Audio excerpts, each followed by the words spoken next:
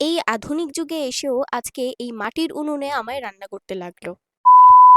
Hello everyone, আজকে সকালটা আমার শুরু হয় একটু অন্যরকম ভাবে। সকালবেলা ঘুম থেকে উঠেই আগে প্রথমে স্নান করে নিলাম, তারপর এখানে স্নান দান সাইরা আমি এখানে বইয়া পড়ছি রান্না করার জন্য, কারণ আজকে আমি আর মামি মিলে করব লক্ষ্মী ব্রত। আমি যেহেতু এখন আসছি আমার মামার বাড়িতে, তো আমি ভাবলাম যে মামির সাথে একটু সঙ্গ দিই। এখানে প্রথমে বসিয়ে নিলাম পায়েসের জন্য দুধ, দেন তারপর চাল ধুয়ে চালগুলিও দিয়ে দিলাম। এই ছোট ছোট কাজগুলির মধ্যে কত সুখ লুকিয়ে আছে, তাই সব সময় তো আর এরকম কাজ করা হয় না, তার জন্য আলাদাই একটা মজা লাগছিল করতে। পায়েস বানানো কমপ্লিট করে আমি এদিকে এসে পড়লাম আলপনা দিতে, কারণ এখানে নাকি চালের গুঁড়ি দিয়ে আলপনাও দিতে লাগে। তারই মধ্যে উপস্থিত হলো আমাদের ছোট্ট পাপা আর বৌদি। আর আমার এই আলপনাটা কেমন হয়েছে কমেন্ট করে অবশ্যই জানিও। দেন তারপর মামি দিয়ে দিচ্ছে এখানে পুজো।